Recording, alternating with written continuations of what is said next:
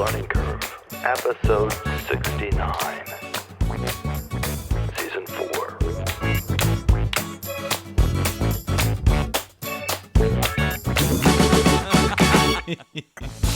Hello again, everybody. This is Life's Learning Curve, the podcast. I'm documentary producer and education tech guy, Paul Hart. What is Life's Learning Curve? Well, here we use storytelling, life stories, retelling true stories to underscore just how we got to be the current version of us. And we're constantly learning and striving to improve ourselves. Right? Right. Be a better us. Hey, today's episode. Once upon a time, in the United States of America, we were a vast, sprawling, hyper mix of one-of-a-kind localized speech, okay? Dialects. Where you could be wicked fun in Boston, but only to get caught in a demoralizing frog strangler in the American South. Sorry about my dialect. I'm just trying. There's an ongoing new line of American slang right now, and that's okay. That's the new stuff. But let's not forget some of the great regional phrases from the recent past. I'm Paul Hart. Tell me a story. Let's get going. Sebastian. Let's go. Life's Learning Curve. I'm Paul Hart. Episode Folksy CEO Philosophers. Stand by. As I've said before, prior to this, I produce commercial video, sports, corporate things, things for the internet, promotions, that type of thing, for some 30 years. And I always kind of embraced clients that possessed a quirkier and odd approach.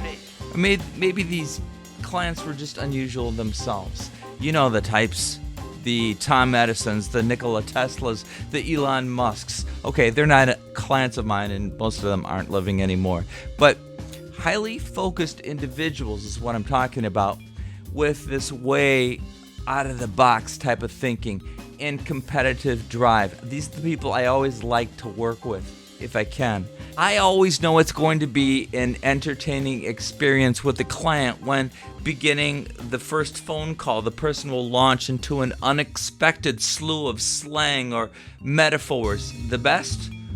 Regional metaphors, regional slang, regional dialect or phrases. You know, descriptors, the things that you might describe the status of your project, but in metaphoric form, comparing it to something from your region. Here's an example. Just last week, I had this phone conversation. Hello?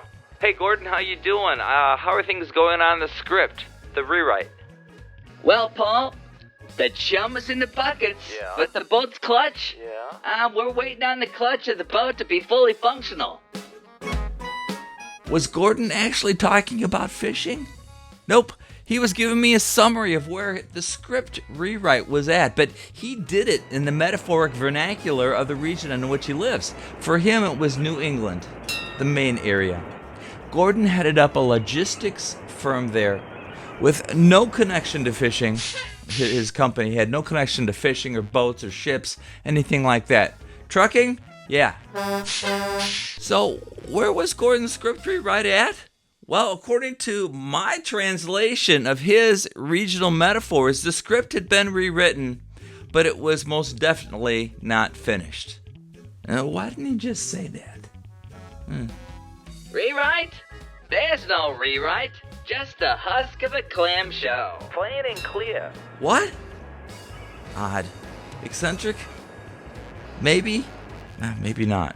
Gordon was so comfortable in his own regional skin that he always expounded using these seafaring terms and phrases at the drop of a fishing net. Metaphor. From that project, I saved all of Gordon's emails as a reminder of his mindset and regional approach. See, back when we first started, Gordon and I, we were beginning to email back and forth just ideas for what he wanted to do, and we were getting comfortable with each other. I would ask him how the script writing was going after a while, and he would email me brief but memorable responses such as, The bobbers aren't flinching yet, Paul. The bobbers? And later in the conversation, Well, I can tell you this. The chum's in the water, but I'm afraid we're bottom fishing here. what? Once I asked him how often he got out to fish, because I thought, well, he's using a lot of fishing terms. And Gordon seemed surprised. He responded with, No, I'm not a fishing guy. I'm a Guggen. Guggen. I run a business. quirky? Yes. Forgettable? No. You can't forget Gordon. Oh, a Guggen. Well, I looked it up, and it seems to be a non-fisherman who every once in a while goes out to fish. And apparently in my situation, it's a guy who uses fishing terms. Regional metaphoric people is what I call them. And you know, these people, they exist for real. They're out there everywhere, from the poor to the powerful. See, overall, life can be spiffed up by using these words. Yes, I did say spiffed up. Yeah.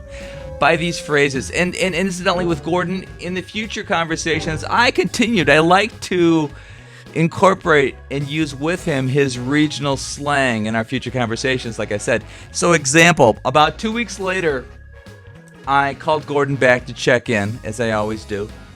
Hey, Gordon, it's Paul. How are those chum buckets? Are they full or are they empty yet?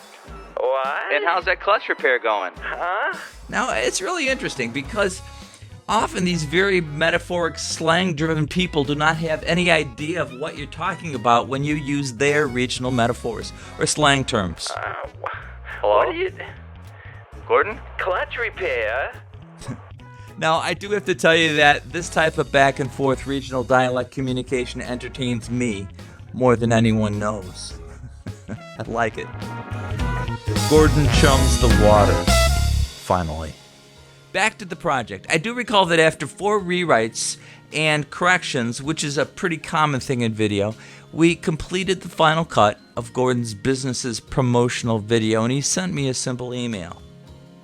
Dear Paul, executive staff watched the completed video last night in the boardroom. Smooth waters and safe harbors. Gordon. Huh? Quirky or eccentric people, top-notch people, let's say, the CEOs, the guy at the top, surround themselves with top-notch people as well. But in my experiences, you're lucky enough to communicate to the top CEO. You will find, if you communicate with the top guy, the actual diamond among the lumps of coal. A week later, Gordon's Logistics of Maine was kind enough to send me a gift of fresh, frozen Maine clam chowder. Wow, it was delicious.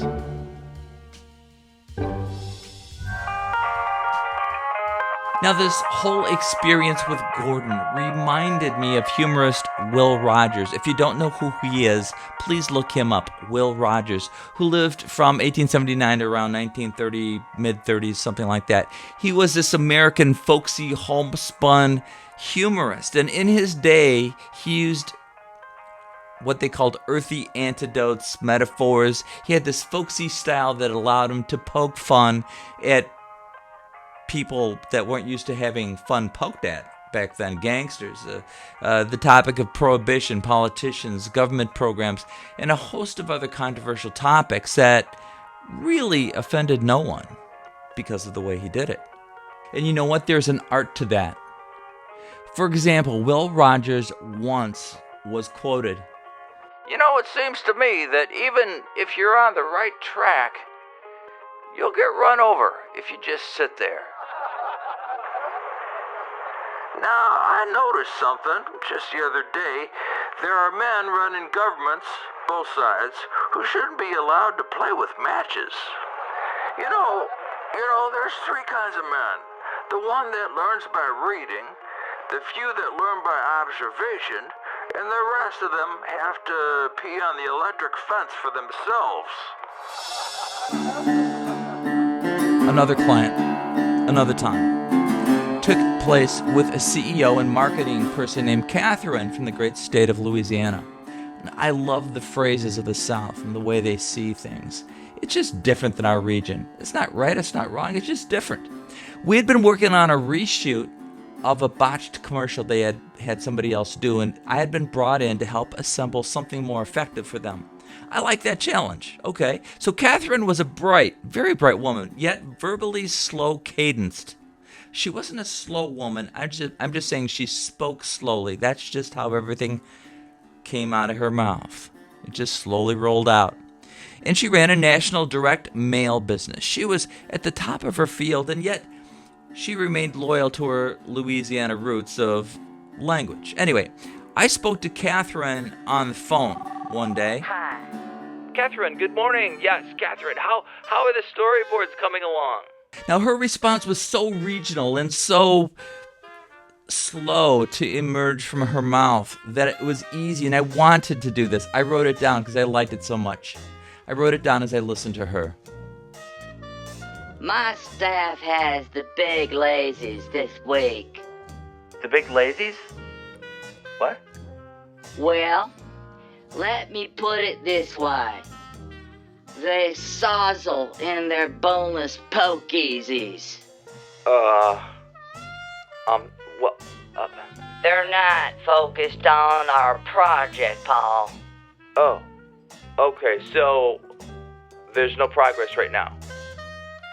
Her response? Well, does a bear in the woods? Huh? Well, yeah, I guess so, yeah.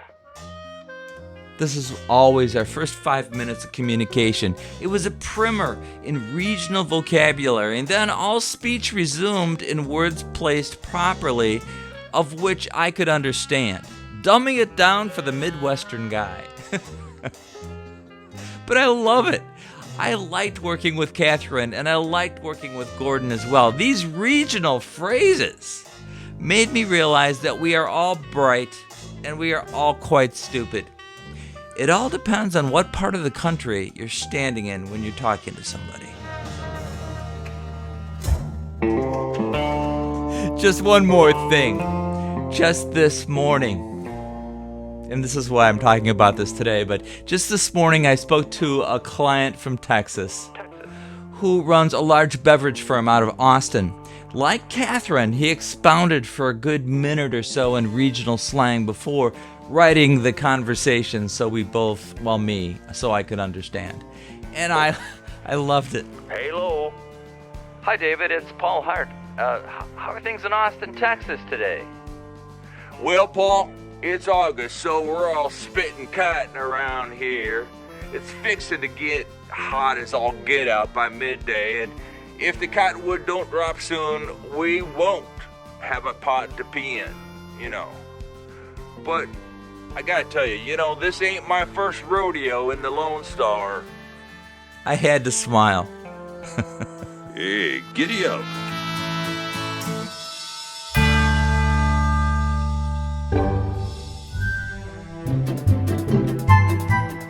So what's our outcome? What did we learn today? What did I learn today?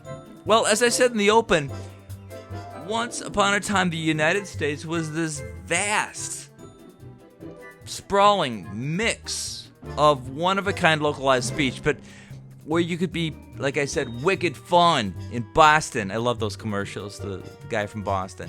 Or you could get caught in a demoralizing Frau Strangler if you're in the American South. But these terms, metaphors, expressions, slang, whatever, these are becoming endangered within our country. All over the country. Why? I don't know. Well, probably because of radio or television, the internet, social media. Everything's being homogenized. So there's one language with very little slang. You don't want to not sound like, you're like everybody else. So these American phrases and slang and metaphors are going by the wayside. But we're losing our regional identities in a way.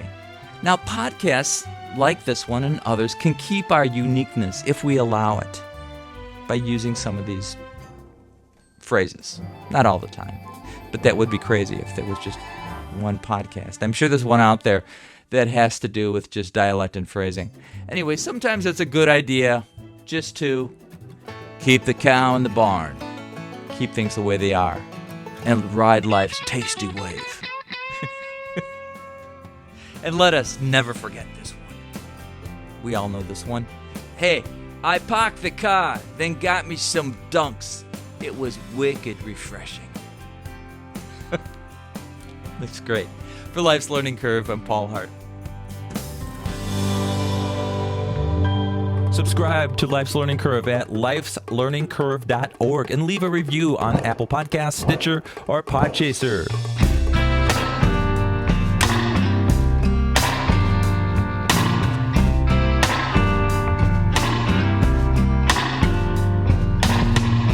Episode 69, Folksy, CEO Philosophers of Life's Learning Curve podcast, was put together by producer Sebastian T. Dog, executive producer Paul Hart, technical director Heidi Cerner, editor Paul Richards, audio and sound Riley Hart, production manager David Keller, studio equipment manager Dawn Compton. Find us on Facebook and listen to us just about everywhere podcasts are heard. And visit our website, lifeslearningcurve.org, and subscribe or read a blog. Shoot us an email. We'd love to hear from you. This episode has imaginative voice recreations. To protect the privacy of others, some names have been changed and characters conflated. Episode 69, Folksy, CEO Philosophers. I'm Paul Hart, and we will be back soon with more stories from Life's Learning Curve. We're clear.